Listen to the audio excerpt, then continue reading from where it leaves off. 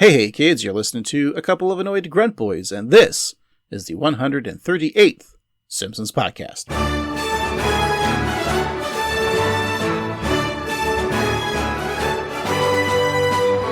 That's right, with the Simpsons podcast that discusses the beloved animated sitcom The Simpsons from seasons 11 and beyond, and the newest episodes when they are available. Why do we do it like this? Well, an entity known as the Wheel of Random has trapped us and cursed us to only watch those episodes in that manner, because plenty of other podcasts out there have discussed the Golden Age, that being seasons 1 through 10. So we're tasked to find if any other episodes from those seasons can match those Golden Age ones. And I say we because I don't do this alone. I'm just one annoyed grunt boy named Craig. With me, as always, is our other annoyed grunt boy, Steve. Hello, Craig.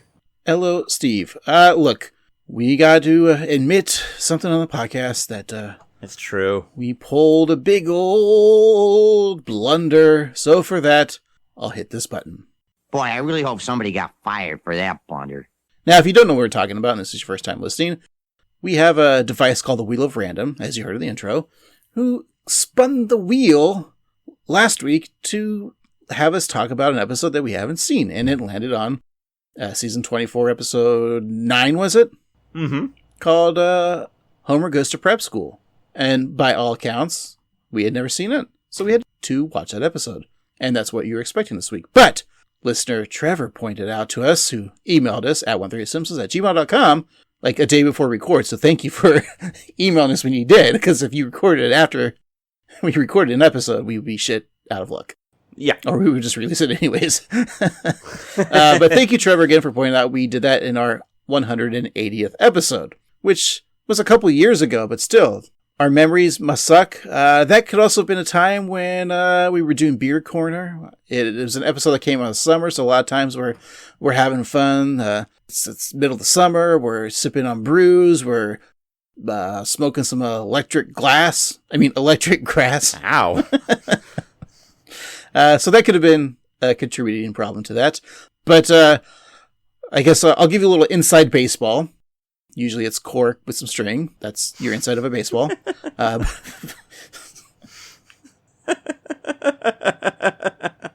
pretty good. So I'm the Craig here. I'm going to say it's my fault. Usually when we have a blunder that's pulled, it's Steve's fault. It's true. No, I fully own up to that. It's usually my fault. But it's not like anything major. This one I think is kind of a major boner. I served under a major boner. That's that movie I rented in high school behind the curtains every Friday. Mm-hmm. So we have steps to make sure this doesn't happen. Because, yes, we've recorded now 318 episodes, or plus the other I-Off Springfields we did years ago.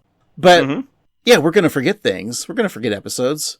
It'll happen. But we have ways to prevent this, and that's specifically on me. I am the quote-unquote bookkeeper, if that would be the title. I have a spreadsheet of every episode that we've done, and it's, color-coded and labeled to be like, and, it's done every week. It's like, okay, this one's off the books. This is empty. There's that. We also have our document notes, which we usually don't need to search up if we've done an episode because we have that spreadsheet. So there's two things we could do this with. The other one is a file folder on my computer that says important tax documents. Mm-hmm. And you click that open and it's not important tax documents. No, I have a file that says, Simpsons episodes. And it has every episode from seasons 11 and beyond. Obviously not new episodes because I can't travel to the future to get those. Yet. So every time if we spin the wheel, there's the file folder full of episodes of Simpsons. And I pull those episodes off that file into its own separate file to pull clips. See how that works? Easy, right? And so every time I'm done with that episode, it doesn't exist in that file folder anymore. It exists in another folder. So the fact that that episode was in that file folder just made it seem like, okay, that means Wheel of Random, we have not done it. So it was not even written down in the spreadsheet, and it wasn't pulled from the file. So I don't know how that blunder was pulled. There was no need for us to look it up in our notes, because it's like the two things that should be labeled or corrected or, deleted, whatever. It didn't happen. I don't get it. So I apologize. It will happen again. Craig, while you are so kind as to take the blame, as you should, because it's all your fault, It's not entirely your fault, because I think about it. First of all, I, throughout the week, watched the episode 3 times, had no recollection of it. But also, when I'm writing the notes for the episodes, I tend to look at previous notes so I can find out more information about the writer of the episode. So I can just kind of copy and paste what episodes they've worked on that we've done. And so when I was looking at Brian Kelley, somehow, from episode 180 and beyond, I never highlighted that we covered Homer Goes to Prep School. So I think that I'm also to blame. Not as much as you, but a little bit. So let's say 30-70. I think I gave you a Rear Admiral hat last week, so I think you're the Rear Admiral of this podcast, so you outrank me. Oh, well then, I could fire you. Yeah. But I'm just going to send you to detention to watch more Simpsons and to make more podcasts. Well, I was going to threaten you because I have Dexter held hostage. In fact, Dexter, say your name and rank. Can you confirm that was Dexter? I mean, Jesus. Can you confirm that's Milo? Sorry. Dexter. Dexter's the old engineer that died. Yeah, that was in fact Milo, and please let him go. All right. Let me just open this door for him real quick. Nope. Steve has something bad to say. Oh, God. Dear God, no. Talking about the bad news yet. Let's just go ahead and get on with this week's episode and go back in time, which is apt for this episode, Steve. Indeed. All the way to the year 2012. Ooh. Specifically, the week of October 7th when this episode aired. Steve, what was the most popular movie for that week? Well, you know, Craig, a lot of times when I'm out in the clubs, as I'm, in the club, people will come up to me like, hey, do you want a date? And I have to be like, no, I'm sorry, I'm spoken for. And my wife also is hit on often, and she's like, I'm also spoken for. So it's kind of like I could say, I'm taken, and she would say, I'm taken too. Which leads me to the number 1 movie in the box office, Taken 2. I thought we only saved that bit for the songs and not the movie. Oh, okay. Well, then it was Taken 2. Okay, Liam Neeson's classic number 2. Are you a fan of the Taken? Are you taken by the Takens? Steve hasn't seen. I know, I got the premise. I know they're good. And I'll see them eventually. I think the sequel's good. I remember the first one's a lot of fun. Yeah, see, that's the thing is, like, I'd be down to see the first one. I don't know that it needs to be done a second time. I always think it was funny because wasn't, the first movie was Maggie Grace, the actress, was playing his daughter. But I think she was playing his daughter as like a high school kid, maybe? But wasn't she already like 38 in the film? Yeah, I think so. Something like that. I just remember her from the hit TV show Lost. Ah, yes. Where it turned out she wasn't lost all along. That's right. I'd have maybe, I don't know, one of these nights, Steve's, I think you should just sit down and watch the Taken trilogy. Maybe 3 nights or 2 nights. I don't know. I mean, I guess we can do it on one night, but I think I might need one more night because I'll fall asleep. I was talking about Maggie Grace, who was on the TV show Lost. That should have been more like Marooned, right? With like 4 other actors on that show. Yeah, so I guess that would be 1, 2, 3, a Marooned 5. That's right, Steve, because the number 1 song was One More Night by Maroon 5. Hey ho! Ho hey. Ho hey. Steve, I can't see. It's dark in here. Well, you need your glasses, or as I call them, your lumineers. Because they illuminate your ears, and they illuminate you and they go in your ears, because they're your lumineers. So you can't read the beginning lyrics of your favorite Ramones song. Well, I was just saying, Steve, I always felt like I was, you're the Ed McMahon to my Johnny Carson. Oh, hey! I mean, if you had dyslexia. That's why the number 1 song was Ho Hey by the Lumineers. Ooh, what a horrible period of music. You know what? I know this episode, we're not getting into it yet, but there is a vehicle that Bart drives in one of the segments, and I wouldn't mind hopping in that car, you know what I mean? Yeah, I mean, it would be nice to go for a little spin in that car. Maybe we could get some passengers, like one of my favorite serial killers, and then the rest, the head of a community college. I was going to say my favorite Ritter, my favorite Bundy, and my favorite Norris. Ooh, yes. Jason Ritter, Al Bundy, and Dean Norris, or as I call them, Jason Aldean. I like it. And that was the number one country song, Take a Little Ride, by Jason Aldean. Very nice. If I saw them all around, I'd say hi. Or maybe even, hello? Or would you be like, is that a car man? You'd like some weird like accent calling me a man, but like, man? I don't get it. Is that a car man? Yeah. Hello? Hello? Is that a car man? That brings us to the number one hot dance electric hot song, Hello by Carmen. Not a cover of Adele. Probably. Probably. All right, Steve, we're done with our hilarious, highly rated, fan-approved introduction. One thing's for sure, it is an introduction. And it is over. All right, Steve, let's just get on with this spooky tale of horror. We're going to be talking about Treehouse of Horror 23. The Springfield Subatomic Supercollider creates a black hole that has the potential to destroy Springfield. Then, in another segment, the Simpsons install cameras all over the house when things start to go bump in the night.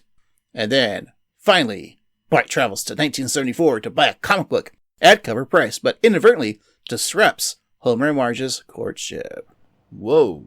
All right, Steve. Let's put on our spooky goggles because we got to watch some spooky Simpsons. Sounds good to spooky me. All right, we'll be right back.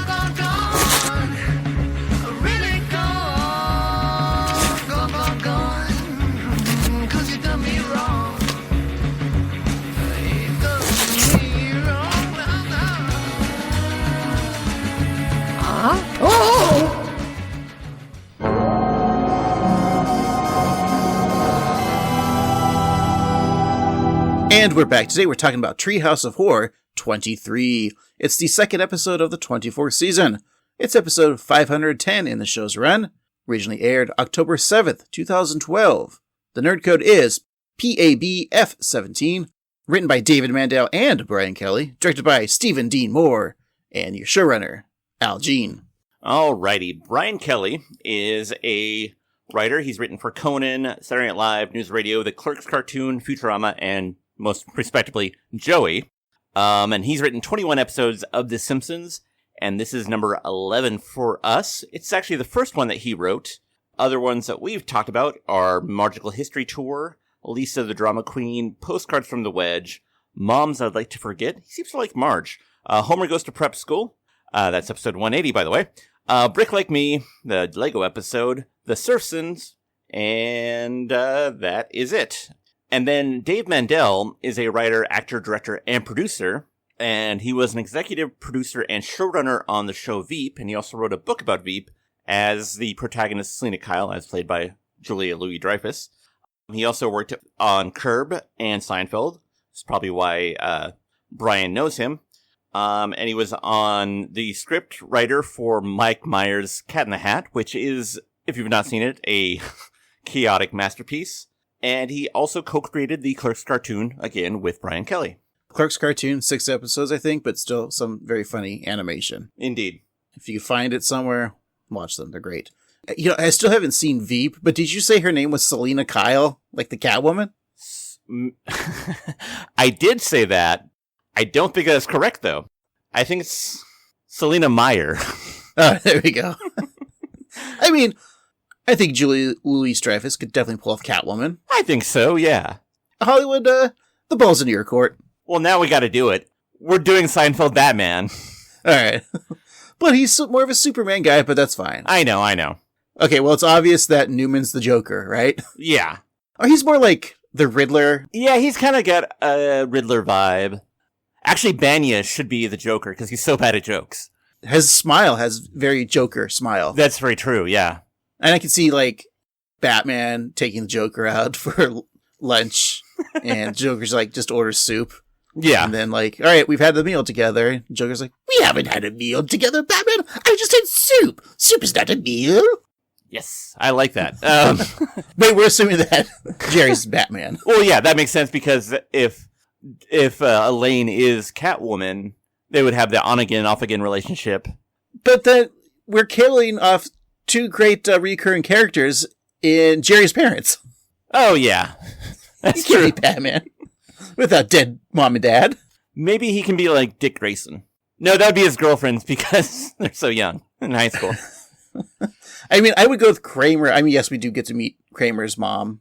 He does come in through the shadows, like seemingly out of nowhere. He's like, Yeah.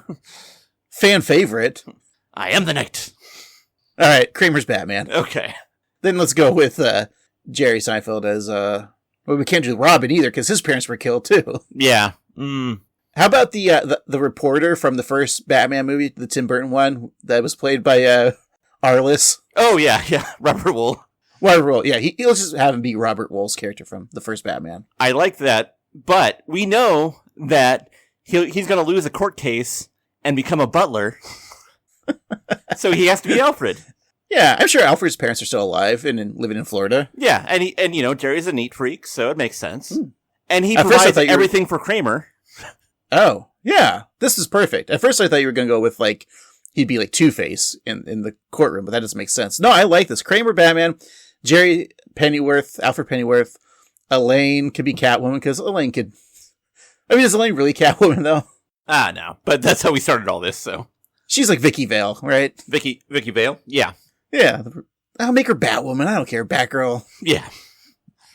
I don't care anymore, Steve. Okay, well, let's talk about The Simpsons. Yeah, if Jerry Seinfeld or the Seinfeld cast were Simpsons characters. Okay. Here we go. Kramer is... Bart. All right. Yeah, I like Dave Mandel's work, even though I've never seen Veep. Is it mostly because of his Seinfeld and Curb work and of course, Clerks animated series, which I love. But here we go, Steve. It's fine to get a little spooky, okay? We're doing Halloween in March. I've heard of March Madness. What about Spooky Madness? That sounds even more frightening. We're marching straight through the year to October. I like it. All right. Let's just begin the stupid episode, Steve. Okay. And it begins, as it always does, in Chichen Itza, at the height of the Mayan civilization. In the advanced ancient community, Crazy Iguana Lady hurls reptiles, people enjoy snacks from Quetzal's Pretzels, and four great minds, portrayed by Bumblebee Man, Reverend Lovejoy, Mayor Quimby, and Chief Wiggum, study a large circular stone carving which foretells the future. According to our Mayan calendar, the world will be destroyed at the end of the 13th Baktun. Unless we appease the gods' anger with a human sacrifice. Don't worry, we got a guy here we've really been fattening up. Is it you? Not me, that guy. Or cricket fajitas? Oh, my brave, brave glutton. I'll be so lonely when they sacrifice you to the gods. What? No one said anything about a sacrifice. Although I did kind of space out during orientation. All right already, let's get this done while our doomed civilization is still flourishing here. Oh, any words of comfort? Yeah, sure. Even though you know it's coming, when you see your own beating heart, try to act surprised, huh? It's some kid's first time. Fear not, my beloved blood offering. I have a plan. Tell me, High Priest, are you interested in women? What priest isn't? You see, because the joke is priests like little boys. That's true. I saw Conclave. I know what it was about. I never saw Apocalypto, which the music is a reference to, evidently. Yeah, which is weird because you use the word artist, your favorite artist is Mel Gibson. Oh, yeah. Not so much his movies, but more his, personal views. Yeah. Look, he's the ambassador of Hollywood now, Steve, so we gotta talk nice about him. Since he's the ambassador, he'll yank our podcast off the air. Oh boy, yeah. And he's good friends with Jodie Foster, which makes complete sense, so. Remember before 2012, everyone thought the world was gonna end? I mean, not everyone, but some people. Yeah, it was like our own, mini Y2K. And all we got out of it was a crappy John Cusack movie. Still never seen it, and probably won't, because it didn't come true. Yeah, I didn't see it either. So maybe it's not crappy, but I don't know. Did you really think the world was going to end in 2012? No, I think a lot of scientists realize that the math doesn't exactly, work that way. And, I welcome the end of the world, honestly, because it's unifying, because we're all screwed, so there's nothing you can really do about it. So when it happens, it's gonna happen. So if it did happen in 2012, maybe that wouldn't be so bad. Because look where we're at now. Yeah. If it did end in 2012, Fox News would still just blame Obama for it. That's true. I mean, we're still blaming Obama for everything. Yeah, it's weird. Steve had diarrhea last night, and it was all Obama's fault. Thanks, Obama. Well, Marge asked Priest Mo he'd be so kind as to put a sack over his head before they make love. With a chuckle, Mo says that the only way he knows is requesting that he be tied nicely and tight, and Marge leads him outside, telling him that it's the room of pleasure. Mo expresses his preference for rough sex, and when a guard throws him to the ground, he thinks that it's a good start. So the guard raises the sword above Mo's head, and the whooshing arouses Mo even more than his cock can handle. Oh. So with a single swift chop, Mo is decapitated, his head rolling down the many stairs of the large temple. The removed head is then kicked by Bart to other Mayan children, causing the bodiless Mo to remark that soccer is even boring for the bull. So after exclaiming, Quitazal H. Kotal, Frink sees Mo's head on a spike and realizes that they sacrificed the wrong person, meaning that during the 13th Bakhtun, the world will most definitely be destroyed. After a Bumblebee Man requests a simple Mayan explanation, in English oddly enough, right? That was kind of weird. Aside from when he's speaking in his English accent in 22 short films, Bumblebee Man is mostly a Spanish speaker, so it's funny that he's asking for something in simple Mayan, but in English. It must be the joke. Yeah. Well, Frink pulls out a stone abacus once he has converted to base 10, accounted for the birth of Jesus, and considered all of the leap years. He declares that the world will end in 2012. The other Mayans breathe a sigh of relief, and Quimby makes a point to say that the apocalypse will be all Obama's fault. See, and that was a reference to my joke earlier, Steve. Yeah, that's very good. Do you think the Simpsons, of the characters of Springfield minus Bumblebee Man, should all be canceled for wearing a brown face? It is a little weird, because they are kind of toned a little darker. On one hand, I guess some people perceive the Simpsons not to be necessarily white, but it is a little problematic, and I think there might be another thing coming up here in a few minutes that is also a little questionable, but it might also just be a joke, so we'll see. In present-day Springfield, the Simpsons household is decorated for Halloween. Inside, Homer asks Marge what Bakhtun it is, and after setting it for the 13th, he answers the doorbell. But instead of trick-or-treaters, he is greeted by 3 gigantic Mayan gods made of stone. One of them, who resembles a cat, stamps Homer to death with its foot. Another god leaps into the air, landing on Flanders' house, crushing it. The destruction continues, with the gods flinging fireballs at the school and stepping on buildings all over town. So one of the rock deities uses the Lard Lad donut as a discus, flinging it into orbit, where it narrowly misses Kang and Kodos. Hey, there they are, Steve, Kang and Kodos. Yay! They are flying their saucer, dressed for Halloween, Kang as a pirate, and Kodos as a fairy princess. Aw. The carnage goes planet-wide as the guards snap off the tip of the Eiffel Tower and throw it through Big Ben. The Great Wall of China is whipped like a lasso, causing magma to rise from the ground. And the feline god breaks off the George Washington head of Mount Rushmore and makes it kiss the Abraham Lincoln head, which I think is funny. So the 3 gods soar into outer space, high-five each other at their collective destruction, and the planet Earth explodes, leaving only the words, Treehouse of Horror 23. Wait, this was just the intro, not an actual sketch? Yeah, despite the fact that we're 3 minutes into the episode, this is just the intro. And we're 20 minutes into our episode. Yes. All right, Trilogy of Air begins with the greatest story ever, Hold. In the center of Springfield, which, still has the base of the dome from the movie, which is a nice little touch, right? Yeah. While we're talking about the movie, here's a weird fact that I read the other day. Is this a Hollywood fact, Steve? You know it's a Hollywood fact. I don't want to date this episode, but from the time that The Simpsons movie was released till now is the same amount of time from the time The Simpsons premiered and the movie. You mean from our record date in the year 2025? Exactly. Wow. This is weird. Now I'm scared. I know, me too. See, the subatomic supercollider is being revealed, and the sign promoting the premiere kindly asks the strange quirks use the back entrance.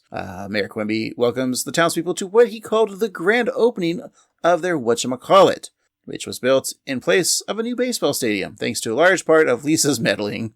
So Homer holds up the Isotopes banner, remarking that the pennant works for both the baseball team and the Supercollider. It's true. Knowing that it'll either answer obscure questions about subatomic physics or spell doom for all of mankind, Professor Frink flips the switch on the particle accelerator, and after a bit of mechanical humming, nothing seems to happen, causing the crowd to grow bored and look at their watches.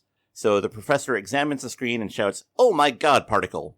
saying that the audience can tell their grandchildren that they were there, present, when the humanity finally learned that the accelerator was far too small to provide any relevant information.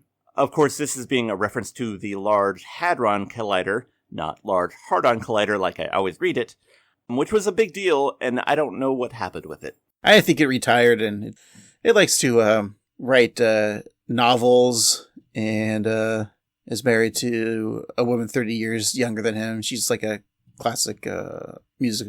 Nice. He does Pilates and rides his bike and goes on walks. That sounds pleasant. Except his family hasn't called him in like 2 weeks, which is weird. Maybe they should. Check on him. Make sure he's okay. He loves his dogs, too. Yeah. Jesus. God. R.I.P. Gene Hackman. All right. The crowd moans with disappointment, and Quimby sarcastically thinks, "Lisa."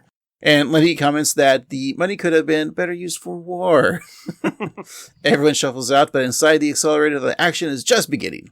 So a beam of red light zooms in one direction of the tube, passing by a Blu-ray of light. No, Steve, not a Blu-ray DVD player, but just a ray of blue. Yeah. Going through the opposite direction. So they both go back and forth, speeding up each time until they crash together in a haze of white light. Ooh. I, for one, can't wait to see a haze of white light in my future. You mean the warm embrace of death? Yeah, that one. Yeah, that one's. We all look forward to that one. It's fun. But the result of this collision is a small black hole, which swallows nearly everything in its path. After sucking up a wall and some folding chairs, the hole lands in front of groundskeeper Willie, who is enjoying a possibly well-deserved nap. The black hole tries to devour Willie's mop, but after being awakened from his slumber, the Scotsman declares that no one will take his mop. So the black hole then tries to consume Willie's penis, and the groundskeeper happily offers the mop to save his own genitals. Outside the science center, Lisa cries as the machine she thought would lead to life-changing discoveries bore no results. She then notices that her tears are being sucked up by the mini black hole. She witnesses it swallowing a plastic bag and then Ralph Wiggum, causing it to take the anomaly away before more clueless children fall into it. Just then, Nelson performs a jump on his bike, shouting, "Girona!" But before he could finish uttering the name of the famed Native American military leader and medicine man, he is too sucked up by the black hole. So using a fallen stick as a guide, Lisa leads the black hole through the city in the hopes of preventing more damage. She then passes by the Spucklers, and the black hole completely swallows up Cletus's shack. Oil pours out where the ramshackle abode once sat, causing Cletus to declare that he's rich. And as the black hole sucks up the black gold, the yokel is left to say that he is now poor and shackless, much like Orlando Magic in 1996. Steve, don't go there. I'm sorry. Lisa leads the black hole into the basement of the 742 Evergreen Terrace, where it sucks up random objects. And Homer hears the ruckus and asks his daughter the source of the noise.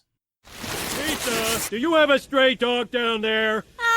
It's a lot worse than a stray dog. 2 stray dogs? It's a black hole. That was gonna be my next guess. Are you sure your next guess wasn't 3 stray dogs?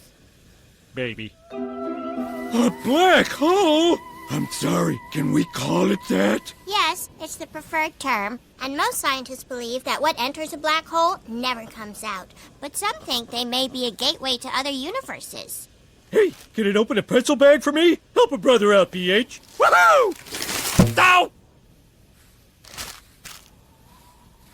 Guys, stop throwing things in the hole. The more you throw in, the bigger and more dangerous it becomes. Come on, you can't look at that infinitely dense little guy and not want to feed it something. Dad, don't pat it. Why shouldn't that?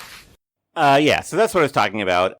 Not the, can we call it a black hole, but, Homer calling the black hole brother is a little weird. Well, Homer's kind of an asshole in this whole episode, so it's okay. Yeah, that's true. He is kind of this is jerk-ass Homer throughout.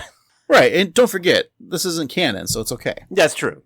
Hey, Steve, you could somewhat be vaguely racist if you're not canon, all right? That's why Kodak is so racist. They're not canon. It's canon? Yeah, canon. It's a camera company joke. What about Nikon? How are they doing? Just say the name, it sounds problematic. Yeah, I think I should be canceled.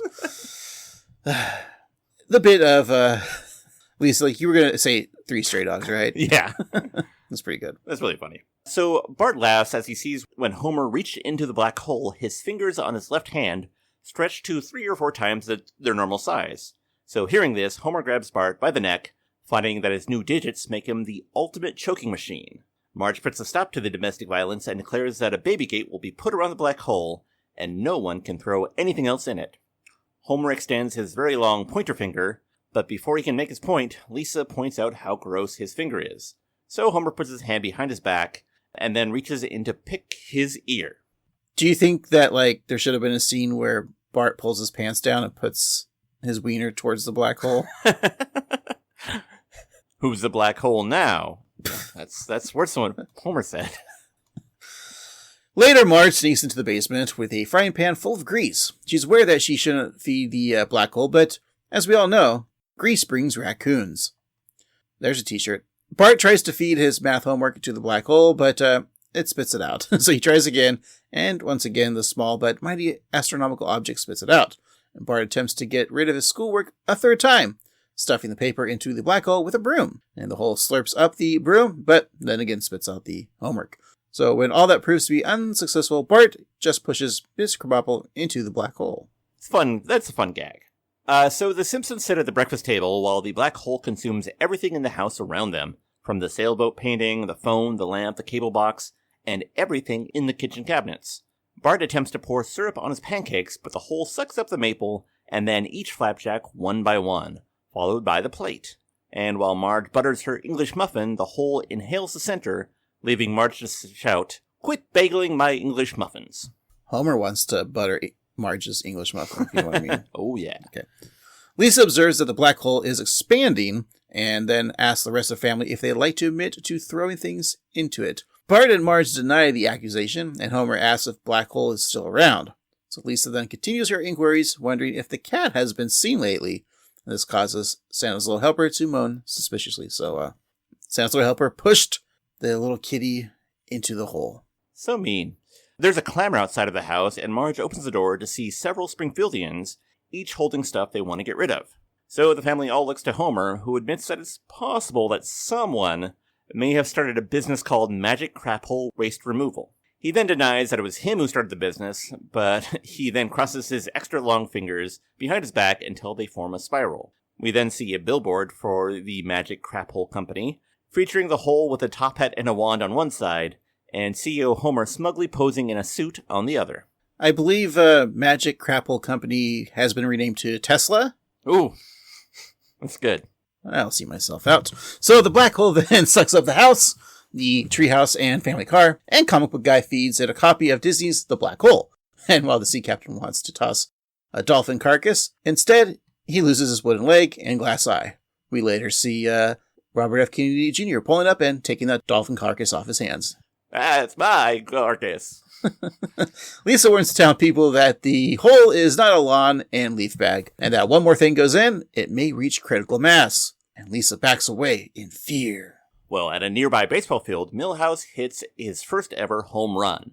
The pop fly goes over the fence and straight into the black hole, causing it to grow and suck up everything around it. From the bleachers, Kirk Van Houten tells his son that he's still proud of him, and then shows him that he has money to take Milhouse out for pizza. I'll note that it was a $5 bill, which is, even in their economy, not much for pizza. As Kirk, his money, and the rest of the people are swallowed by the black hole, Kirk asked to confirm that he did, for once, have a little bit of money. Well, the $5 probably at that time would get you like a pepperoni cheese, maybe Hawaiian pizza at Little Caesars. Yeah, I guess so. Or like a slice. Well, don't you remember that there was that time where it was like, I remember it was like $5 like ready-made pizzas. You just go and give them $5, you got a pizza. That's true. And Little Caesars it's solid for what it is. It's not bad. Okay, we're not a food podcast, but I think one of my favorite things from them is their Detroit pizza. I like a pepperoni mushroom olive pizza, but you gotta get the old world pepperoni, as they call it, but it's the kind of pepperoni that like curls up into Like the cups? a cup of juice. Yeah. It's greasy goodness. I love it. Yeah. If you're ever on a game show and they ask, what's Craig's Little Caesar's order, you'll know. Detroit-style pizza with the pepperoni cups. But you do have to watch out for the raccoons. Right. They're going to lick my grease cups. Exactly. Yeah. All right. So the whole town gets sucked up, Steve, like from the cars and houses and the Springfield side. Letter by letter, Sideshow Mel notices that his bone was sucked up. Not sucked off, but sucked up. So he clings to a fire hydrant for safety. That proves ineffective as the black hole rips his skeleton out of his body and then sucks up the skin as well. That's some fun grossness. Yeah. Fat Tony goes to shoot an opposing mobster, but misses, and the gangster then is consumed along with Fat Tony. So the Simpsons try to avoid the fate of the rest of the city, but it's no use. Homer, Marge, Bart, and Lisa are all slurped up by that black hole, and Maggie clings on to a telephone pole and is secure. She does lose her pacifier, which the black hole takes in and then sucks on, thereby ceasing to consume the world around it. So the rest of the Simpsons are spit out on the other side of the black hole, where they land on a rocky red planet alongside the rest of Springfield. They are then greeted by strange beings with lanky white bodies, empty green eyes, and fluted tails. Welcome, trans-dimensional visitors. We have received your many gifts with gratitude. We have built our society around the treasures you have sent. Our most popular magazine is your President's Day mattress blowout insert. Our favorite food is your banana peel.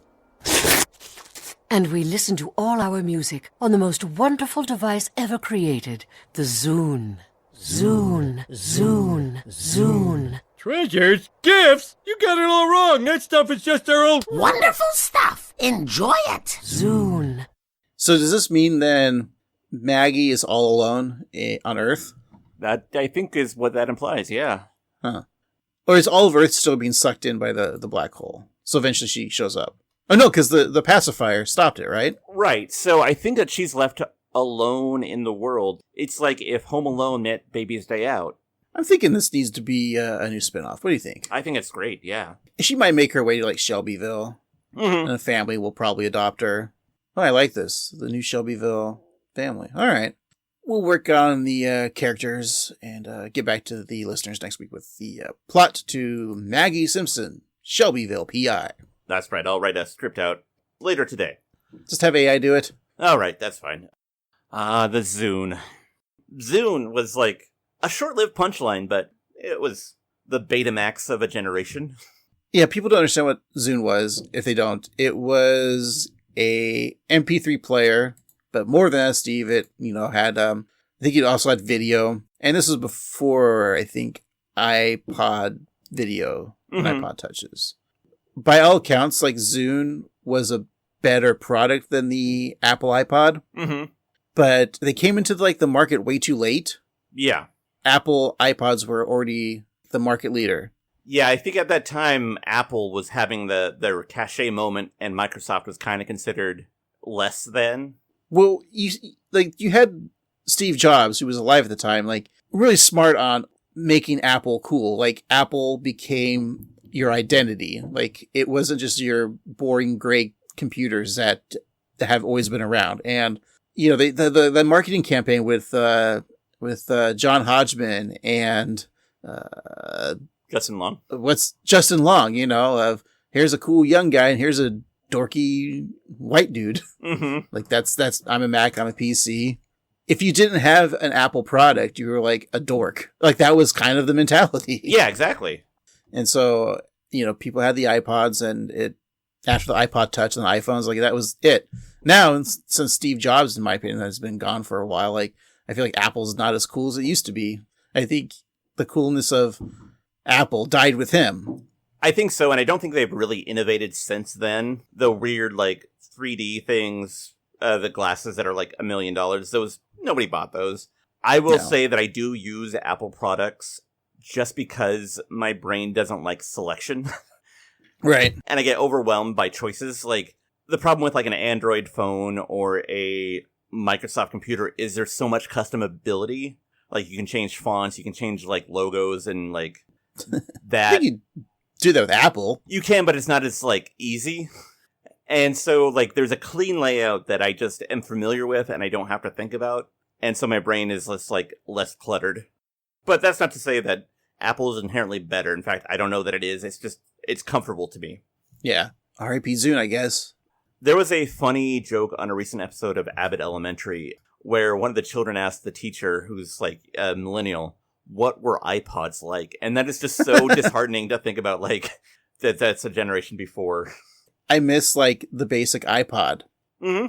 Because, like, this is just download your music, put it on here. You know, I had, there was other MP3 players that I've had, but, like, yeah, the iPod was just the coolest. Yeah, that wheel was a lot of fun.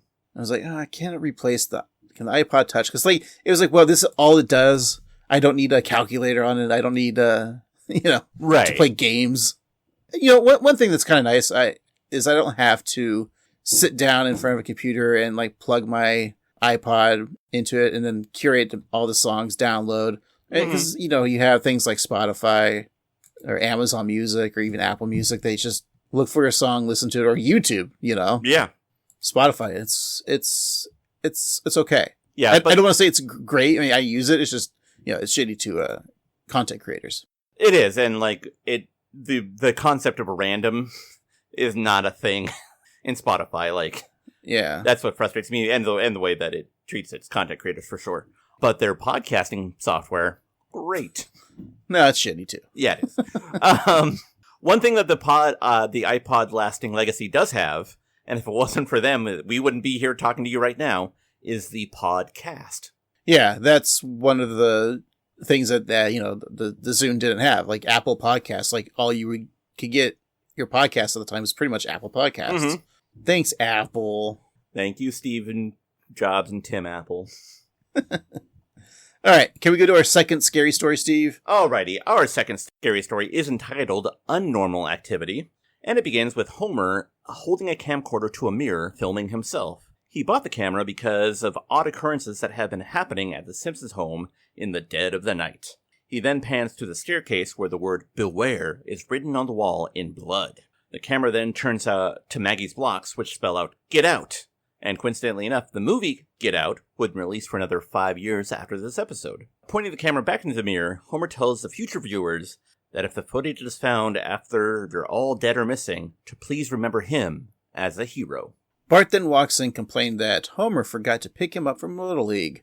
Lisa complains that Homer tossed his car keys in her bean plant, which is another term for vagina. Of course. Homer still shouts to the mirror that he's a hero, and when Flanders asks if that was his camera he's using, Homer drops the camcorder, shouting, "Hero away!"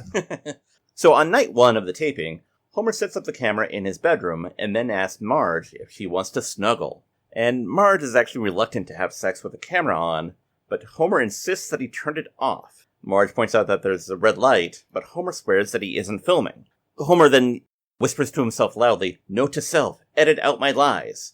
That's Homer being problematic. And with a groan, Marge turns over and goes to bed.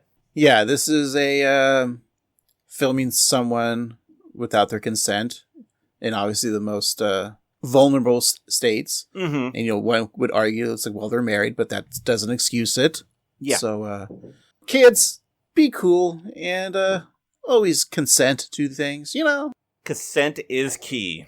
Consent is sexy. I just came up with that, Steve. Put it on a t-shirt and sell it. I'm going to do that, if you allow me to. I do, but give me all your money, bitch. I don't consent to that. Do you like those paranormal activity movies, or have you seen them that this is based off of? You know what? I knew that it was based on those, but I've never seen them. Are they like supposed to be like quote unquote found footage films? Yeah. It's kind of like the next generation of Blair Witch in a way.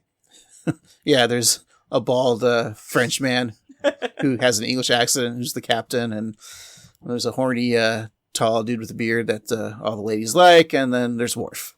And an annoying teenager. And a robot. And a robot. I think I've seen the first one, and maybe like one of the sequels. I don't know which one, because there's probably 20 of them. Mm-hmm. But it's the problem with like a lot of horror movies like that. Like the setup is good, and it can be intense, not camping intense, but intense, like, mentally. But I just get bored with them because, like, nothing happens for, like, the first half of the movie, and the movies are only, like, 90 minutes or less, and I still feel like this movie takes 4 hours to get scary. Not saying that particular, but, like, those type of found footage. I just feel like if you're going to do a horror movie, like, I understand, like, you build up to things, you know, learning the characters, but give me, like, a scary scene right at the start. Now, I said it before, my favorite movie is Ghostbusters, but I don't consider Ghostbusters a scary movie. No. But it has, like, the best opening to, like, a movie, one of the best, for scary scenes, and, like, you're scared because, you know, you don't see the ghost, but the librarian goes down, you hear a big scream, and she screams, and that's how the movie starts. So it's like, wow, is this going to be a scary movie? Right, you're off to the races. It's good. Yeah. But, you know, a lot of them just like, oh, that fucking cup fell off the table. I'm like, fuck you. Yeah. I think they just so much want to, like, have mass appeal and get, like, teenagers in there, so they make it PG-13, which means that they can't make it as scary, and, like, and they also want it to be, like, reran on cable or whatever at the time. And so, yeah, it's just all about, like, a marketing ploy, not about actually making good art. Even if it is a horror movie, it sucks. Like, that first one probably was something at the time that was like, okay, this is trying to be the Blair Witch of its day. Which I haven't seen Blair Witch in years, but I remember, like, they did a pretty good job. I mean, there was a little bit of slow build-up, but I felt like they did it better. Yeah. I don't know. The marketing and promotion to Blair Witch was just top-notch because they didn't let the actors, like, be seen in public to make it, like, seem that it was. And it was after, like, months, you know, it's like, oh yeah, I know, here they are in Conan O'Brien, like, they're not actually dead.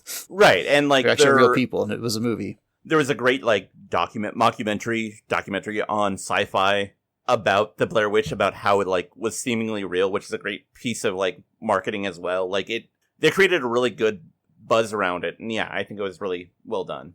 The movie, though, I don't know. I also have not seen it since 1999, and maybe it's good, maybe it's not.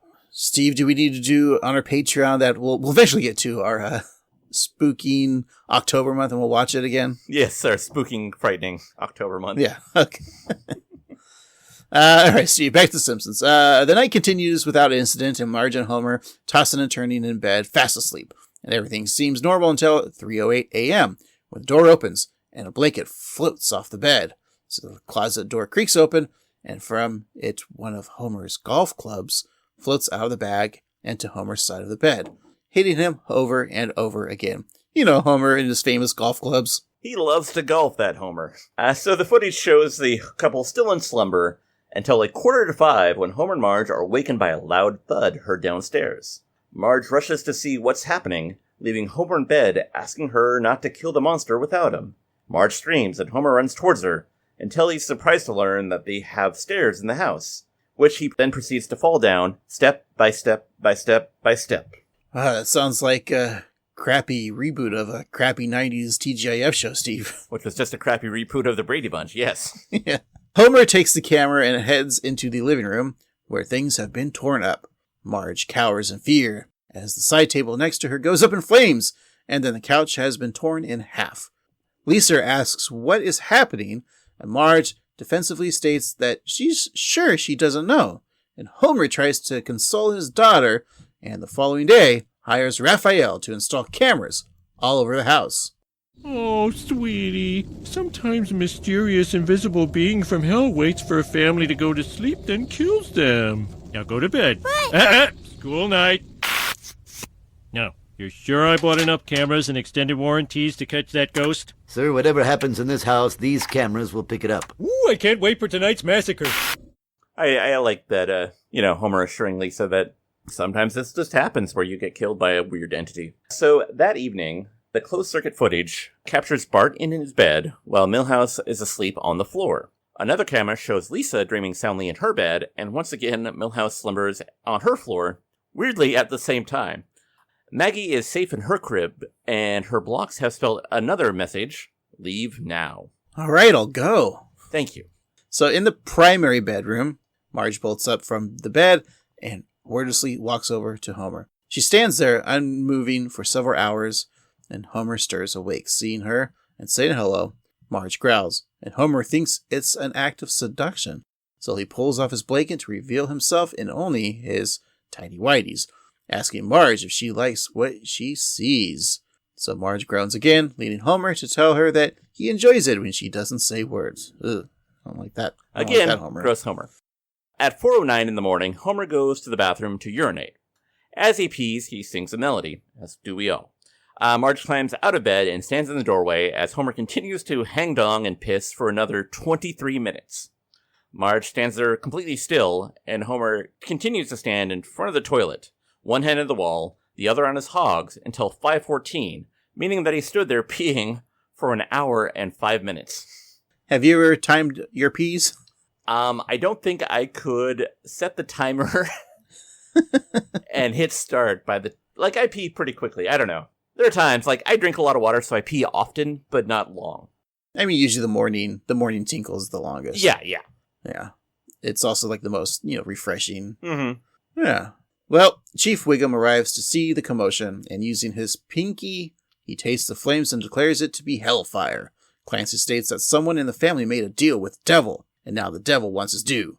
Marge looks around nervously at the police chief's remark, and Wiggum goes on to say that the being feeds on their fear. He then runs scared at the sound of the cuckoo clock. He walks back in the room as a skeleton wearing a cop uniform, telling the family that the creature feeds on more than just fear, and then his bones fall into a lifeless pile. I like him licking the fire like it's cocaine. It's funny.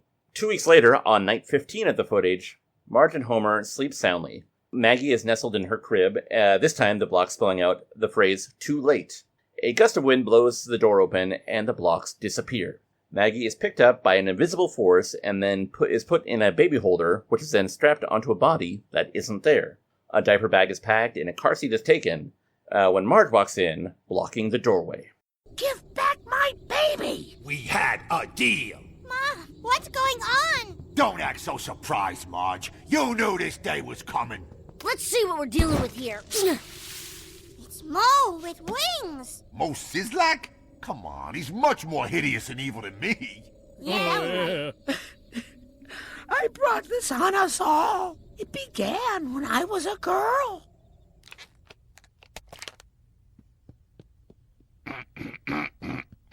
Hail, Satan.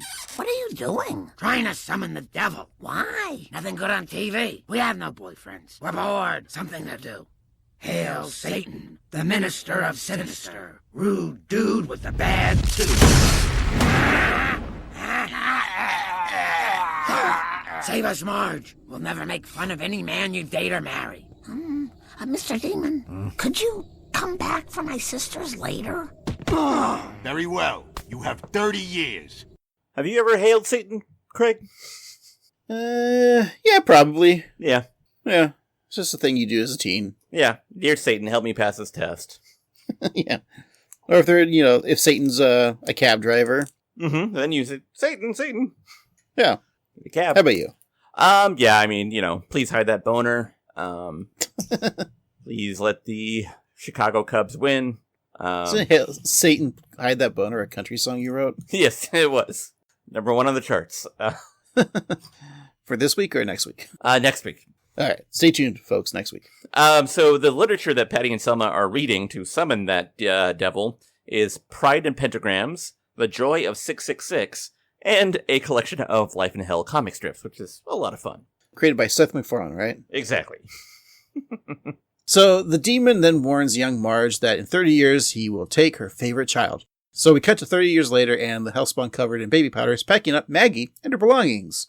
Lisa objects, thinking that she was the favorite kid, and the devil grabs her instead, until she says that she's actually not the favorite. So Homer tries to reason with the demon, calling him an honest guy. He asks if there's any deal to be made, and the devil quickly answers, 3-way! And Homer assumes that the menage a trois would be him, Marge, and the demon, but the requested configuration is actually Demon, Homer. Thinking that it's something that a father has to do, Homer agrees. Well, there, for Homer being pragmatic, he's gotta get banged by Satans. Yeah, that's something. I mean, he's willing to sacrifice. Yeah. So, in bed with the two demons, Homer asks what the safe word is, and the demon replies, cinnamon. Homer likes that. He then throws a sheet over the camera and suggests that they try something new. This results in the demon calling out cinnamon repeatedly. I think the reason I keep saying that cinnamon that way is because it's my go-to of like stripper DJ voice is like, next on the stage, we got cinnamon. Oh. Pour some sugar on me. Because her name's Cinnamon. You know? Yeah, Cinnamon Sugar. Play that song. Yeah. It's a real snickerdoodle situation. I remember I was offered a stripper DJ job. Oh. I thought you were going to... I didn't know you were going to say DJ, and I was like... Going to be a stripper. I just didn't... I just didn't really want to do it. That's probably for the best. I probably would have done it so cheesy like that, too.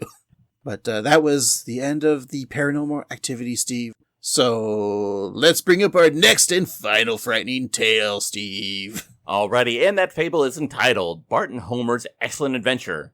And it begins with Bart at the Android's Dungeon and Baseball Card Shop, oogling the 100th issue of Radioactive Man, which is sealed behind glass. In the comic book, Radioactive Man meets Libby, the first feminist superhero, leading him to wonder if he is actually a male chauvinist pig. So Bart tells Comic Book Guy that it's not really fair to charge $200 for a comic that says 25 cents on the cover. That's also a good joke. Yeah, I see Action Comics #1 and it says 10 cents. I got a dime. Yeah. I'm not going to pay $1 million for it. It's really old. Come on. Yeah. Comic Book Guy tells Bart that the only possible way to purchase that comic for a quarter is to go back in time to 1974. And Bart doesn't think that's possible until he looks over to see the 35th issue of Fantastic Foreshadowing titled The Boy Who Went Back to 1974 and features Bart himself behind the wheel of a car in a mysterious inner dimension surrounded by clocks and calendars. Fantastic foreshadowing. Just great. Before this episode, like, even aired in, 2012, right? Mm-hmm. Like, that was always kind of my fantasy as a kid, like, to go back in time to get, like, said Action Comics #1 or Detective 27. My plan was always like, okay, I'm gonna go to, like, every little store that has comic books, buy all the issues of those, put them in, like, a little safe, bury it somewhere that is not disturbed in current timeline, mm-hmm.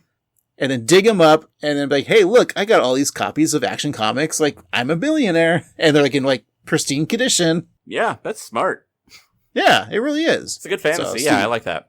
Because it's, like, one of those things, like, I know, like, if I, like, go back in time to like, try to remember, like, a sporting event, I'm like, I'm gonna forget this kind of shit. Right. You're gonna bet wrong and, like, lose all your money.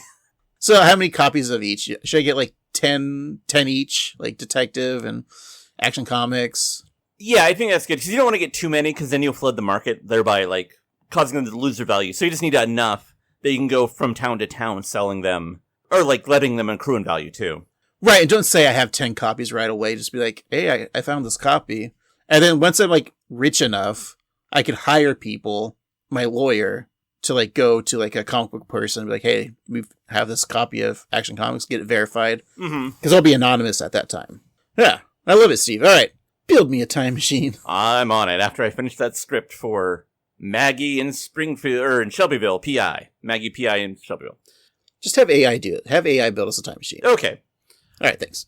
So Bart walks out of the comic book store as a score that is familiar to, but isn't quite Back to the Future plays. In the background, a teenage Homer is seen walking, and a man holds up a sign that says, U.S. out of the Middle East. Glad we're past that. Bart hops on his skateboard and maneuvers down the street until a bolt of lightning appears with a zap, and a figure in a spacesuit emerges from that very vehicle that Bart saw himself in on the cover of Fantastic Foreshadowing. Wow, it worked! My time machine has worked! This is the most fantastically powerful invention in mankind's history! Here, kid, hold my keys while I grab some lunch. So Bart hops in the car, changing the setting from 2012 to 1974. With a whirl, the car disappears, and Bart drives through waves of color, passing by posters for Skyfall, Quantum of Solace, Casino Royale, and the rest of the James Bond catalog.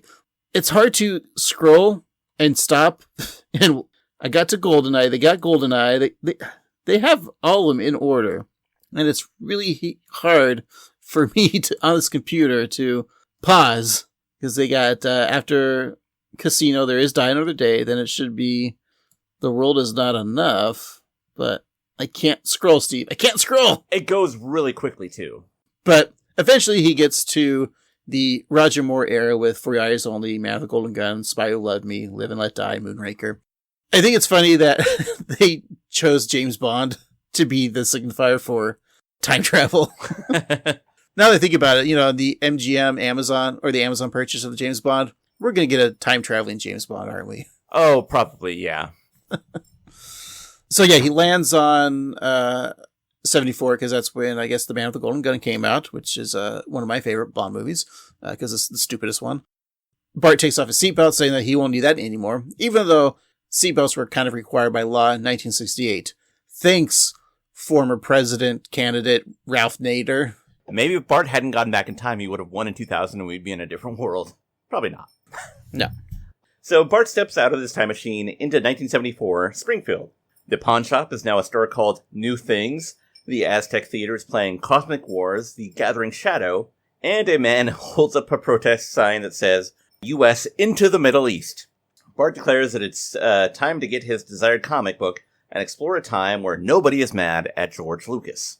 So Bart exits the comic book store, which is selling Spider-Man #1, 6 for $1. With his copy of Radioactive Man #100 in hand, he reads the comic saying that it's pretty good, if a little preachy. He then tosses it in a nearby trash can, and then hears a familiar name. Well. If it isn't Homer Simpson, Barney Gumble. Allow me, gentlemen. It's Homer, before his boobs came in.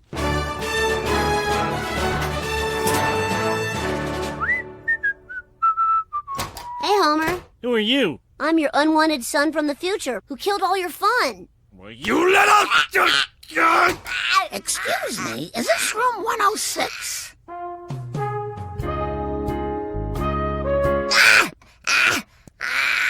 Let go of him! What kind of jerk strangles a little boy? Would you go to the prom with me? Promenade with you?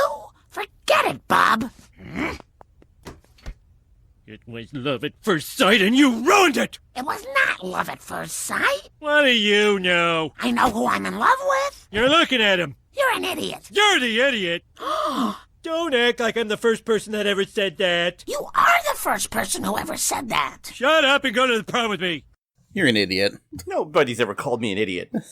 I just did. Oh, well then you and several other people have called me an idiot then, I guess. Can we go back before the clip, though? I just love how Bart just wanted to read the comic. Like, that was it. Like, you know how I go on my spiel of, like, then I'll have this copy and I could sell it for money. He just wanted to read that comic. Yeah, and, like, good on Bart for being curious about the feminist superhero that is Libby. It's a pretty funny joke about Libby. It's kind of crazy how in comic books, every character, your superhero character for the longest time was a white cis male. Yeah. And it wasn't until like the 70s really, that late 60s, like a black man would be a comic book character. Yeah, the fact that the X-Men were supposed to be symbolizing oppression and discrimination when they were all white in the 60s is really kind of funny. Yeah. And like female superheroes weren't really a thing either. Like I think that Wonder Woman, when like she was in the Justice Society, the men didn't actually let her fight. She was their secretary. Oh God. Yeah. So bad. But then when you had like black characters, they always had to have black in front of their name. Yeah, and they all have lightning powers for some reason. We've come far, Steve. We have. I mean, I still hate it, like, with, like, the Spider-Man video games. People get mad because you have to play as Mary Jane sometimes. It's like, oh, no. It's kind of slow, you know? I guess so. You walk around sneaking and taking pictures of things. It's not that fun. Yeah, but, you know, what are you going to do, model? It's Mary Jane. It's way more exciting. It's like I get to try on different swimsuits as Mary Jane. That does sound like fun. That's the game that I want to play. Yeah. I do like in that clip when Marge, like, sits down next to Homer, it's in slow motion like it was in The Way We Was. Like, so it's a nice touch. Yeah, let's just talk about how it's just a great scene.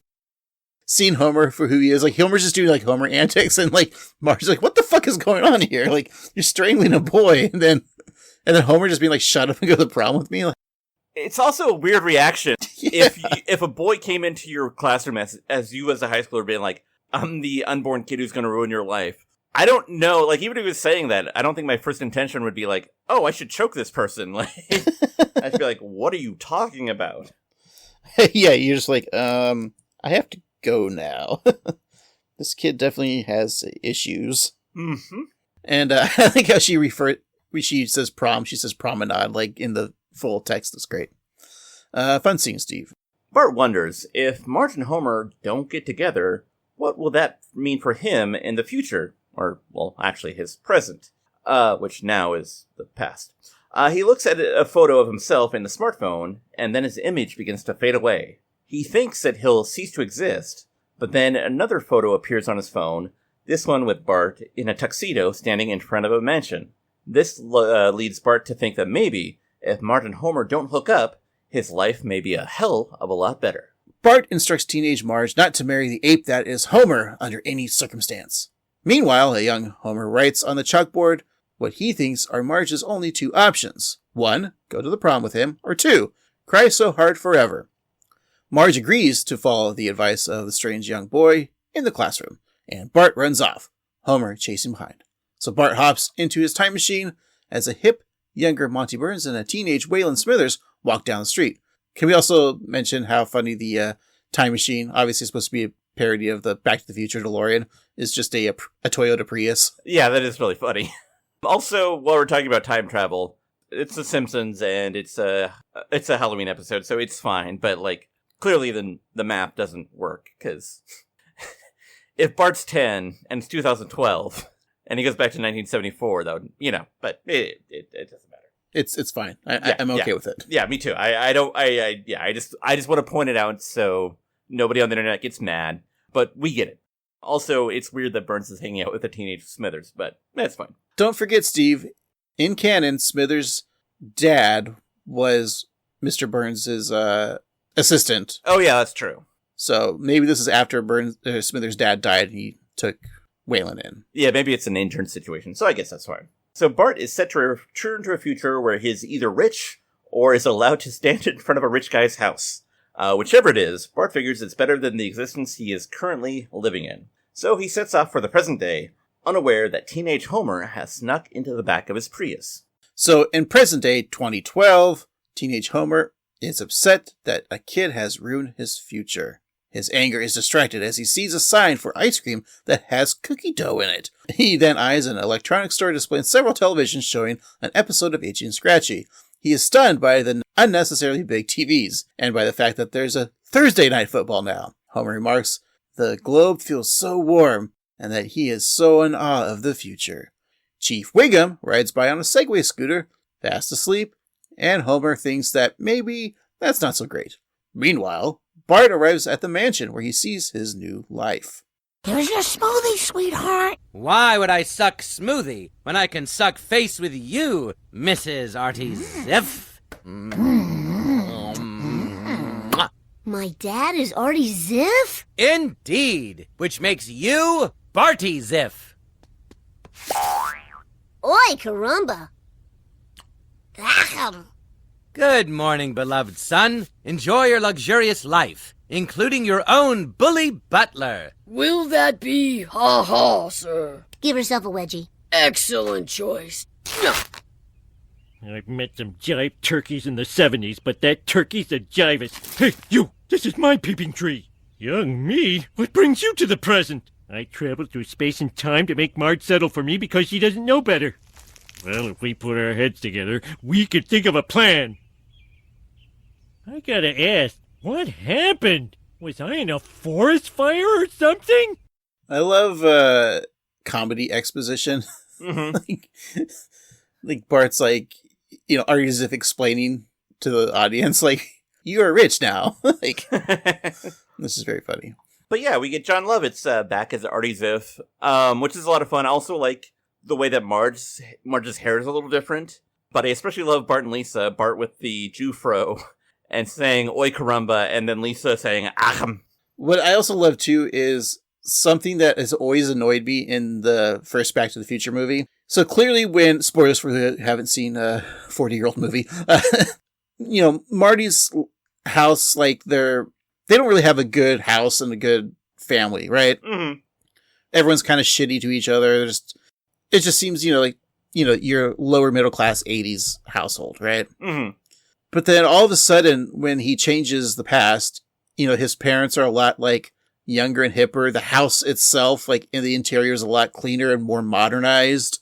They seem to be more well off. So why do they still live in that crappy neighborhood? Yeah. And this episode, I think, kind of makes fun of that point of, like, Artie's they still live at 742 Evergreen Terrace because the Flanders house is still next door, but the house is obviously, like, a huge mansion now. That is a good point. I hadn't thought about that. So I just think that's very amusing that they are maybe pointing out that ending of Back to the Future. It was like, That's really good, yeah. Good clip. So, in his mansion, Bart cracks a whip at a flower in Nelson's mouth, picking off the petals one by one, saying, "I love my life, I love it not." And Artie Ziff compliments his son, telling young Barty that he's just like Indiana Jones, a role played by Richard Dreyfuss in their universe. Which, again, is funny exposition to be like, to explain that Richard Dreyfuss is Indiana Jones in their universe. Right. Modern-day Homer appears at the Ziff doorstep, ready to reclaim his life. Artie was prepared for this, so he learned the art of Brazilian jiu-jitsu. He invites Homer in to crawl atop of him to meet his doom. And Homer introduces the United Federation of Homers through history, including such Homers as Napoleon Homer, Wrestler Homer, Roman Homer, Viking Homer, Cowboy Homer, Robin Homer, Gangster Homer, Pope Homer, Knight Homer, Caveman Homer, which we actually will learn is Renaissance Homer, Monk Homer, French Homer, Elvis Homer, Space Alien Homer, Angel Homer, Washington Homer, Punk Homer, and Two-Headed Homer. This is just reminds me of like the Teenage Mutant Ninja Turtle lines in the 80s. Like, these were all probably Napoleon, Donatello, and Wrestler, Raphael, and Viking, Michelangelo, and Cowboy, Donatello. Oh, 100%. I can imagine, Elvis, Michelangelo. Yeah, this all tracks. Well, if you're fans of the podcast, you probably already know that Steve purchased me some years ago the Star Trek Teenage Mutant Ninja Turtles, where it's the turtles in Star Trek outfits. Yeah. Which I have opened up and had my child play with, if that's very nice. Nah, I don't care. It's yours. No, they're not. They're still in the package, so I could sell to a garage sale in a couple of years for $1. Or you can go back in time and sell them for several dozen dollars. I'll open them up and then throw them in the garbage can after I get to play with them. Okay. All right. So Pope Homer, in an Italian accent, instructs his brethren to crush them in the name of Jeebus. So Artie and Bart roll up their sleeves, ready to fight, and 5 minutes later, all of the Homers lay in a pile, passed out and defeated. OG Homer, who is stuck in the trunk of a tree, tells his past selves to regroup, saying they can start fresh in the morning with more Homers, and Artie and Bart fist bump in victory. But when Marge walks out, she is stunned, seeing all the various forms of Homer, and as Close to You plays, Baroque or French Homer sassily asks what Marge is doing there, and she has an answer. Or, as I would say, if it isn't Baroque Homer, don't fix it. Absolutely. I'll tell you what I'm doing. I'm realizing that I married the wrong man. Oh, you poor, sweet, simple Homers. I was supposed to be with all of you. Even you, Caveman Homer. That's Renaissance Homer. Well, Cardinal or Cannibal, I wish that 20 years ago I had chosen love. Let me get this straight. None of you had time to take out the garbage. Make Egyptian slave Homer do it. It's always me. Oh, those silly, lazy Homers. I'm going to talk more about this with you, okay? So... Oh, wait, no. What? I gotta go take out the trash. You take out the trash? I mean, maybe Egyptian Steve can do it. Oh, you're too afraid to use the word slave? I don't want to. Just say Egyptian hut slayer, Leia. There we go. Egyptian hut slayer. Leia. Ooh, sexy. Don't objectify Carrie Fisher. I'm sorry. All right, Steve, you got to take out the trash. Go ahead and do that. So we'll just take a little break because we finished the episode, all right? All right. We'll be right back.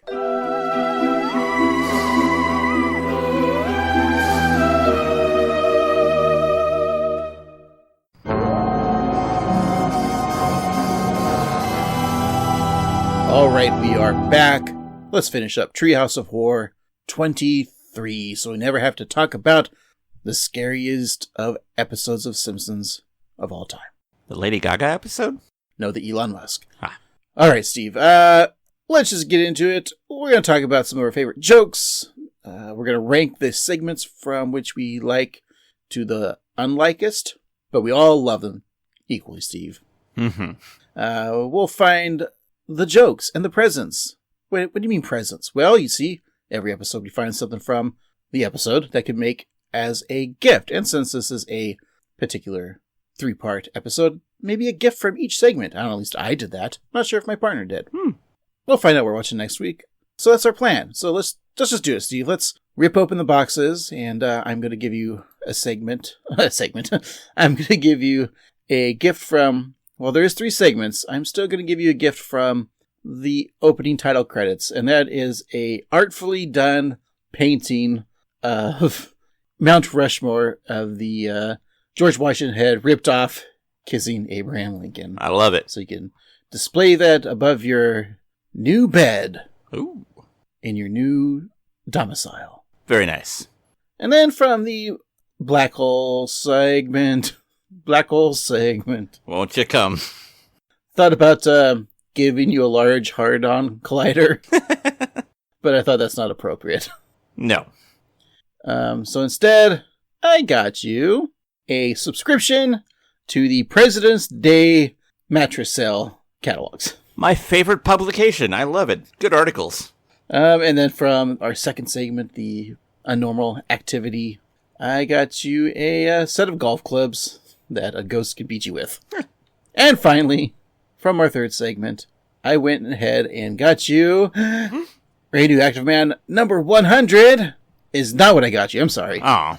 Instead, I got you this nice sign that says U.S. into the Middle East. Very nice. Yeah. And there's your gifts. Very nice. I love them all. And, well, Craig, not to be outdone, I think those are all great, but I got some things for you, too.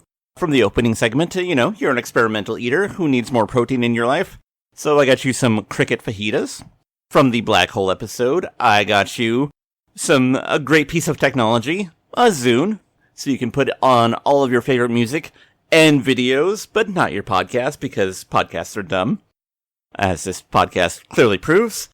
From the Unnormal Activity, I got you a demon because, clearly the demon wants the baby, and you've got a kid in your life, and so maybe you need a little help, so maybe that demon can lend a hand. And then, from the Bart and Homer's Excellent Adventure, I got you that Prius, so you can go back in time and get your beloved comics and hide them wherever you need, so you can fulfill your dream of biffing your way to a fortune. So, those are your gifts. Steve, I used your Prius time machine, and I'm back. Oh. And I got a little surprise for you, Steve. Oh, boy. Take your pants down. And reach inside your anal cavity, and you got a surprise. Oh! For you. A piece of shit. It's past that. Oh, okay. You've got to move further. That's gross. Yeah. I didn't like that I did that. Which is something I say every time I shit. Oh, what is that? Is that 6 Spider-Man comics? It sure is. Spider-Man number 1's from 1990. It's the Todd McFarlane ones. I didn't go back that far in time. The art's fun. I mean, it's a little stained, but it's fine. It's good. I like it. Thank you. There should have been 8, but there you go. All right, Steve. What were some of your favorite jokes or scenes from this episode? The fun with the black hole, from the gag about Bart trying to put his homework in there, to Lisa trying to get Homer to guess what was down there, and not just 1 stray dog, not 2 stray dogs, but possibly 3 stray dogs. From the third segment, I really enjoyed Bart becoming a Ziff, and from the second one, I would say that the demon himself was fun, and also, him making fun of Mo.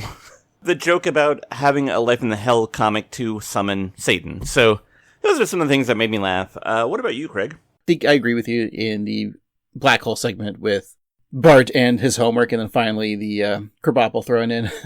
Kind of classic fun stuff. Mm-hmm. And maybe the Millhouse hitting the home run. Yeah, that was a lot of fun. And sad. And then the paranormal activity scene, or a normal activity. I think the Homer taking the hour-and-a-half piss was good stuff. The Chief Wiggum, like you said in the podcast, where he does the testing of the fire with his tongue, like if it's testing cocaine. Another great scene. So those are some of my favorites. And then in the last segment, the Bart and Homer's Excellent Adventure, explain how much I like that, how Bart still lives at the same address, but the house is a lot more fancier. It just doesn't make sense and makes kind of fun of the Back to the Future trope. Mm-hmm. But then also, like, when he finally goes back in time to get that comic book, he just wants to read it. I think that's also just great. But for me, the whole scene with Bart going into the Way We Were episode, mm-hmm. and Homer just strangling him and then yelling at Marge, like, it's just so, like, asshole move. It was my favorite scene because it's just so good. What a dick this kid is, Homer. Like, Marge should never even talk to this guy again. It's true. The end is so dumb, too, because it's like, she's like, oh, well, you put all this effort of this one guy liking me. I guess I should have been with him the whole time. It's just stupid. Mm-hmm. But in, like, a funny way. Anyway, so yeah, those are my favorite segments. Or favorite bits, but not in order of my favorite segments. So, Steve. Yes. How would you rank the segments? Well, Craig, it's pretty clear-cut for me, I think. I would go 3, 1, 2. The Back to the Future segment, aside from being a nice homage to Back to the Future, is also a great remembrance of The Simpsons doing, both The Way We Was, and we have, Artie Ziff returning, and it's just a lot of fun to see all the different Homers. The black hole, the animation on the hole itself was really cool. Seeing what they did with that visually, really neat, just to see it suck up everything. And the aliens were interesting looking, and I like I don't even know if you'd call them aliens, because they didn't travel, and they're just, like, living their lives, but the beings that they're from the other dimension, like, I think that they're really cool. And then, it could be because I'm not super familiar with the Paranormal Activity franchise, but that one probably felt a little flat for me. I liked it just fine, but it wasn't my favorite. I could be clouded by Homer being such a jerk, especially in that segment. But the peeing was funny, and also I liked the demon. So, yeah, those are my thoughts. What about you, Craig?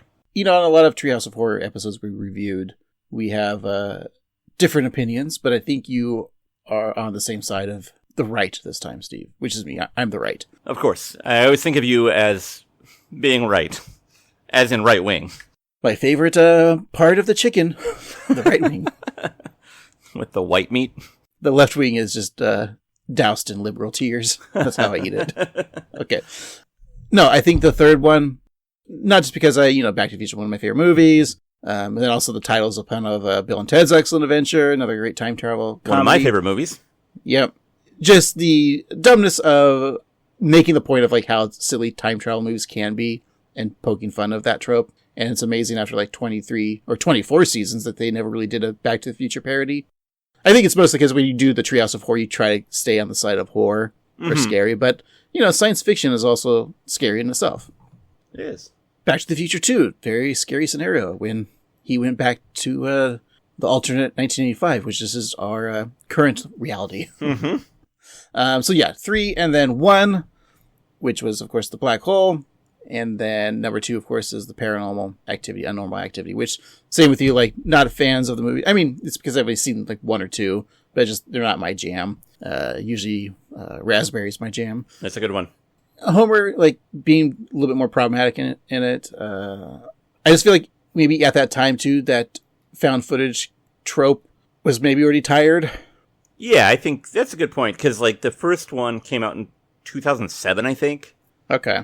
And so it had already been out for a while, and there'd probably already been a couple of movies. And other things that parodied it. Yeah.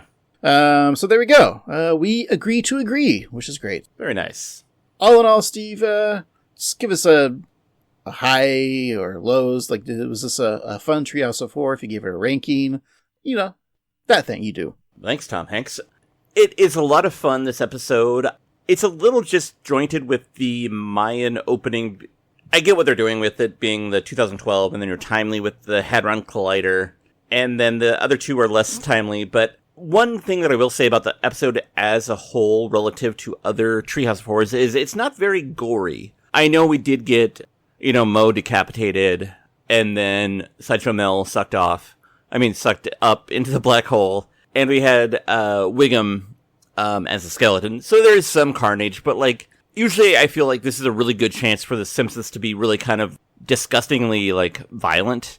And this episode lacked that a little bit. That being said, I did have a lot of fun with this, and I do think it is a watch. And though I am not a fan or super knowledgeable about the paranormal activities, there have in fact been 7 of them. And so I'm going to give this 5 out of 7 paranormal activities. Not including the video game. There's a video game based off of the movies? Yes, and I just learned that today. Wow. I wonder how that gameplay is. Alright, well, forget about it. It's not like a mobile game, is it? No, I think it's like probably like an Xbox game from like Xbox 360 or whatever. Alright. I think you're right, like we want some gore.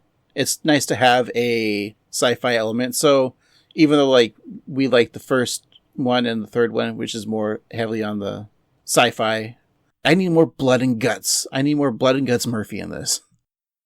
But no, I agree. It's a fine addition to a Treehouse of Horror marathon. I feel like I've liked this one more than a lot of the more current ones. When I say current, I'm talking like season 20 to now. So yeah, I approve, and I approve, Steve. Very nice. It might be because I think Dave Mandel and Brian Kelley are very funny people, very funny writers. So they got it, Steve. They figured out how to write comedy. It's true, and you figure for Dave Mandel, this is the only episode of The Simpsons that he's written, so he did a good job. So if I gave this a ranking, Steve, even though you thought it was weird to have the Mayan thing in the beginning, which I think it's totally fine, totally cool, because that was what was going on in the zeitgeist at the time. Sure. Steve, the Mayan civilization, generally considered to have lasted for approximately 3,000 years. Starting around the year 2000 BC, and ending, of course, with the Spanish conquest in the 16th century. But the peak, of course, was the Classic period, which was the development occurring, I would say 250 AD to 900 AD. So I'm going to give this my favorite AD 420. Nice. All right, Steve. So there we go. I hope you had a happy Halloween in the middle of the March of this March. But even if you're listening to this, out of time, like Bart, I'm glad you listened to this in the month of April, May, June, July, August, September, no, not October, but maybe November, December, January, February, and finally March again. That's right. And we hope you enjoy this from the years 2025 through 2087, which will be finally done with the podcast. Yay! That being said, I think we need to continue and go to the future to watch another episode of The Simpsons, and we do not have new episode. That means good old Wheel of Random, who got its tweak update during the break, so it won't be landing on an episode that we've reviewed already. Very good. Yeah, so Steve, let's give that wheel a spin to see what season we're going to. Alrighty.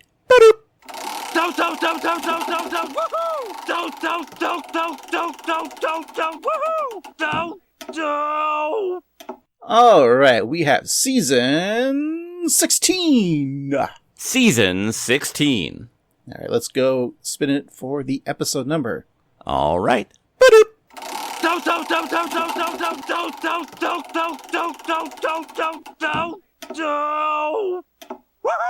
Episode 11. Season 16, episode 11. All right, Steve. Now, I don't think we've done this episode, so you better come up with a title. Alrighty. Well, usually we make a dumb joke about how the title of the episode that we're watching next week will be somehow related to the one that we just watched. Clearly, that's not the case, because this is the Treehouse of Horror. So, I'm going to say the episode that we watch next week is Homer Goes to Prep School. That sounds familiar. Yeah, we should just do it. We'll just make a new intro, a new outro, and put the old episode in. No one's going to notice. Yeah, it's all good. Trevor, you be quiet. No, I'm going to say season 16, episode 9, you say? Yeah, that's when The Simpsons could legally drive in the States. That's right, 16-9. Nice. I'm going to say the episode is entitled Mo to Love. Oh, I could see where that would go. But unfortunately, Steve, like always, you are the weakest link. Goodbye. Aw. Remember that catchphrase for a while? Yeah.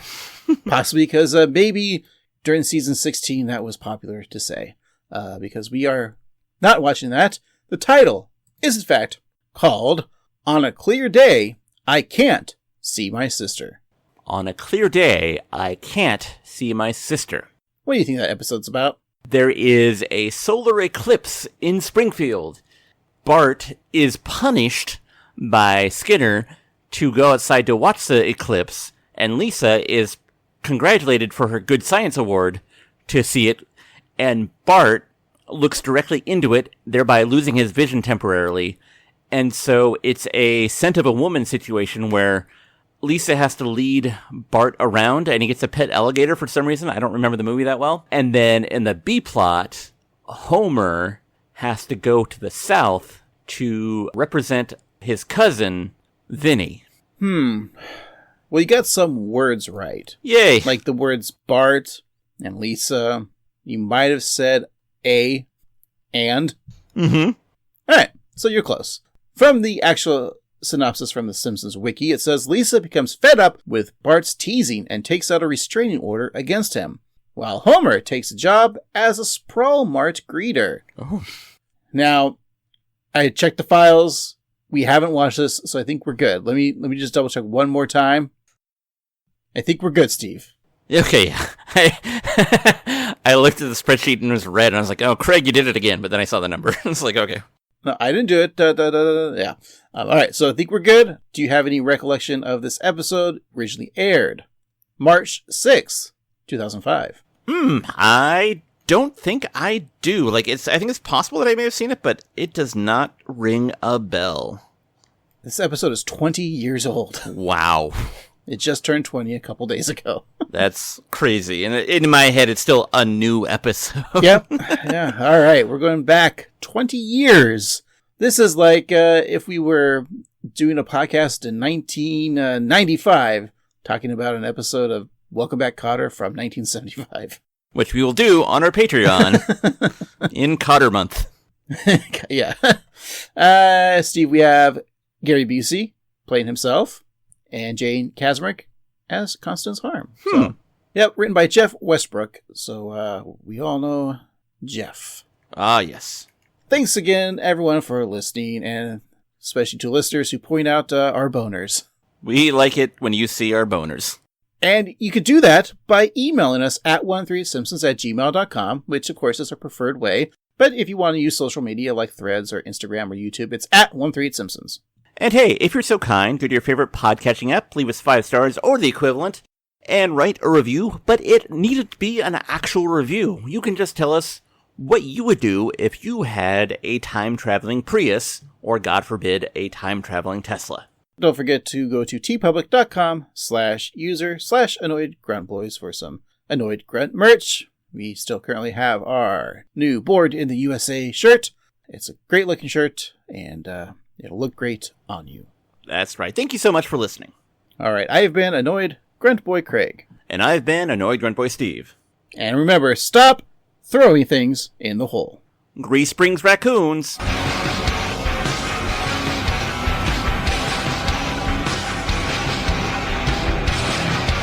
Why would I suck butt when I can suck face with you, Barty Ziff? Oi, caramba.